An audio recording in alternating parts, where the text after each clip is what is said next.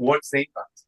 You know how big the leadership development industry is, the corporate Yes, training you market. need Who knows to- how big it is? You need to press pause at your Just voice. give an idea. 5 billion a year. Massively bigger than us. What according is happening here? to Forbes, We hear including all some- type of training, we hear right? some audio. Not soft skills training. The global, it's not far from it. 370 billion is a global corporate training We market. need a right? We hear a podcast, JC. You need Yeah, to. no, it's Kai. I think he came in and he was on another call. So, okay. So let's talk about the shadow. So let's take a few minutes to touch something deeper within ourselves. And it's the idea of the Jungian shadow. JC, there is some other sound. It's an invitation for everybody. Natalie Wong, yeah, I'm just going to mute. Yeah, okay. Just check and mute whoever is still on. So the Jungian shadow, basically, it's not a theory in itself. It's something that we all experience time and time again. And it's something that I would like you to explore with you, with no judgment, but with curiosity. So for Carl Jung, what was a shadow? The shadow is basically a part of ourselves that we've pushed away. Most of the time, we didn't realize it because it happened during childhood. And we did that not because we were bad, not because we were interested in personal development, but we did that at some point in our life because somehow we got a message from people around us, people we loved, people we admire. That part of you is not welcome here. And so, like many of you, like many of us, I learned to hide what was not welcome in my family. Doing so allowed me to adapt, allowed me to survive. But here's the thing. What I did push out of sight didn't disappear. And it's many years later that I started to see that this part I was not owning, I didn't want to be with, somehow had a way of manipulating me. So what is the part of my shadow I want to share with you? We need more than an hour if I was going to put under the spotlight all my shadow, but I'm going to take just one aspect of it, which has been with me for a very long time. It's about the sense of entitlement. And for a very long time, I looked down on people who ask for recognition or believe they deserve more. So, for example, I don't want to test your political affiliation, but for me, to see someone like Trump was very, very painful. The sense of entitlement he has is like, wow, how is that even possible? And really, what I would tell myself about people that I perceive with a sense of entitlement is, who do you think they are? By contrast, I saw myself as being humble, hardworking, kind of selfless. But looking at Trump, I noticed something quite uncomfortable. In a way, I was kind of jealous of what he allowed himself to do. I actually envied his boldness, his ability to say, why do I do this? Because I can. I want this, I deserve this, I take it. And I realized that this voice does exist in me, but I had buried it very, very deep.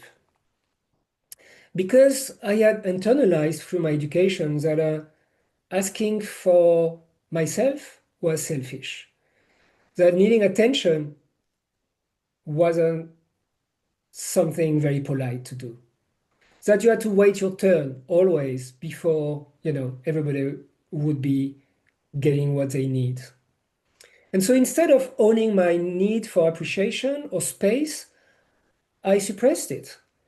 And I judge very, very critically people who, contrarily to me, were giving themselves permission to take what they think was theirs to take.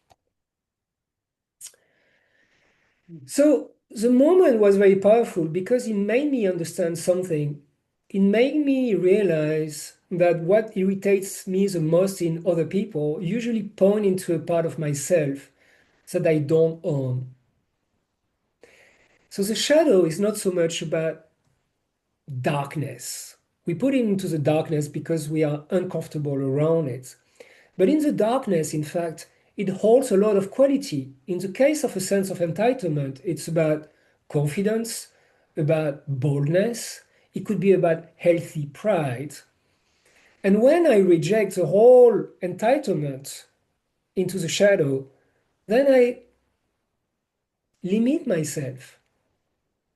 Then I try to use judgment to overcompensate, to create maybe an identity where self-sacrifice is really like something that I try to portray.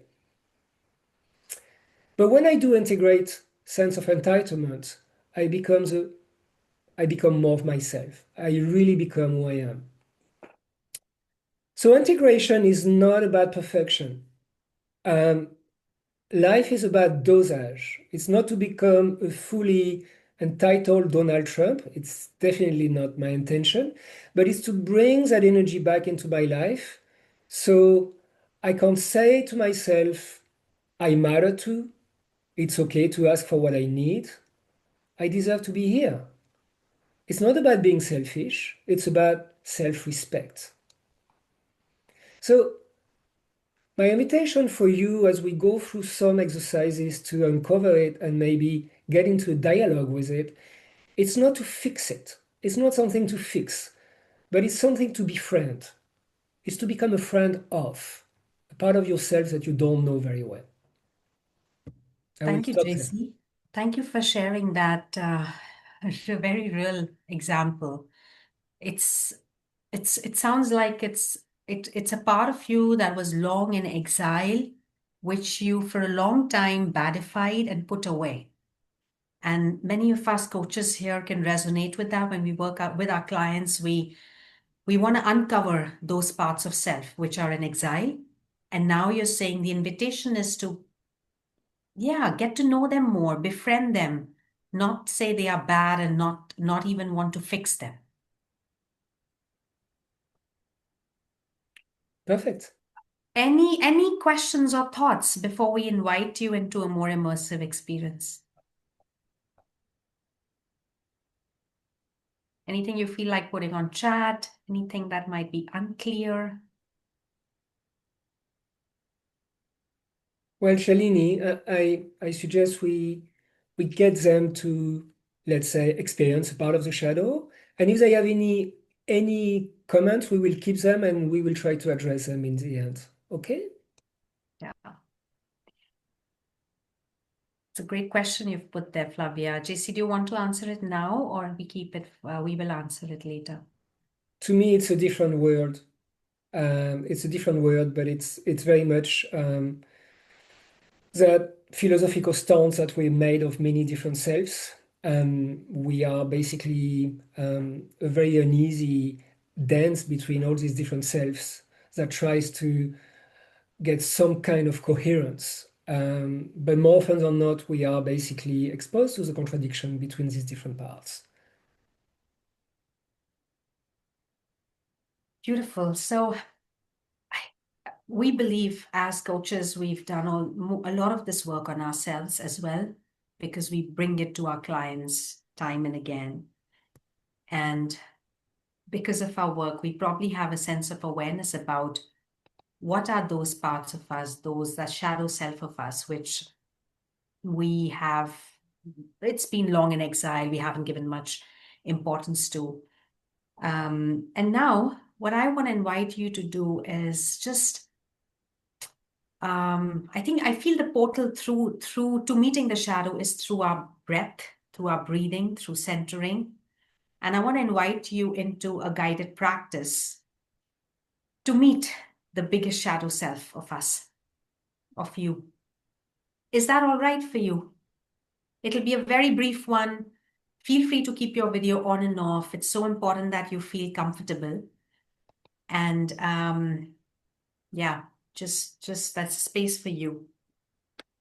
So find a comfortable spot. If you prefer to stand like me, feel free to stand, sit on the floor, whatever it is. It'll be just a couple of minutes of guided practice.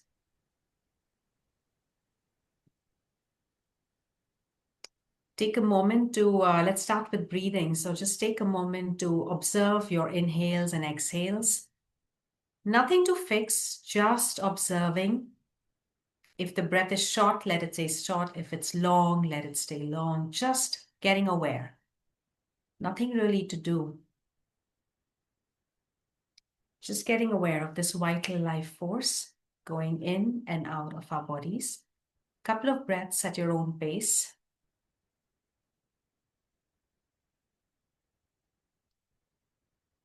Notice every body part of you taking in the breath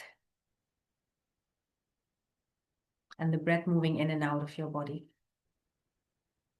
From there, bring your attention to your body, starting with your feet. Just notice how the feet feel, simply getting aware, any sensations there. Your legs, thighs, the pelvic area, simply noticing how does it feel in those body parts. The abdomen, the upper abdomen, the arms, hands, palms, fingers, fingertips, the back, the throat. Just getting aware. Notice if you feel anything there. The jaw bones.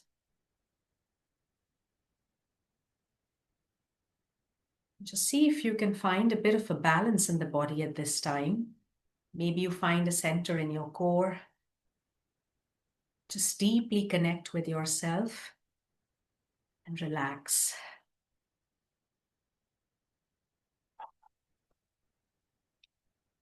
Think of a recent moment when you felt reactive or triggered or unlike yourself.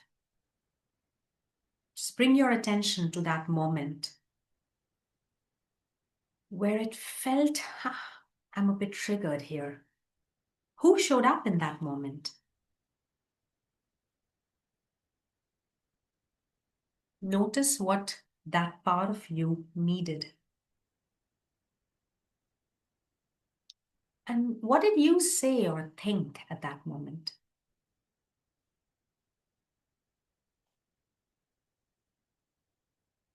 Just stay with that. Get to know that part more, that part that showed up in the triggered stance.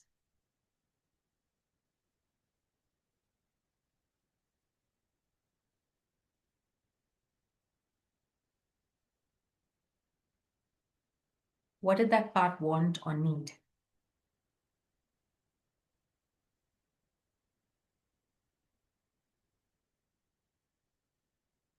All right, feel free whenever you're ready to come back.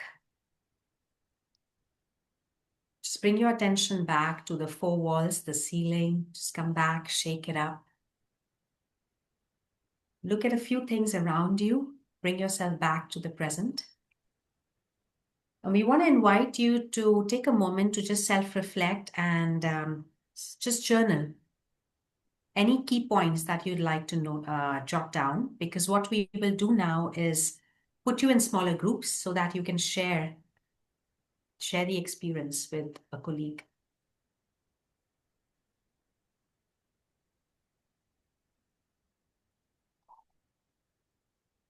So we're going to create pairs. You will be just two per breakout room, and we will give you 10 minutes. So you will have 5 minutes each. The invitation is, as I've said, it's not to enter into a coaching session. It's to really listen to whatever the other person want to share with you. And then when the time is up, it's your turn to basically talk aloud and explore that part of your shadow. I do want to underline confidentiality. Yes. What is discussed in the breakout room stays in the breakout room. And you are at choice how much you would like to share. So you're free to take learnings from here. idly, not stories, personal stories from the other person. Perfect. So we send you to the breaker room and we stop the recording now.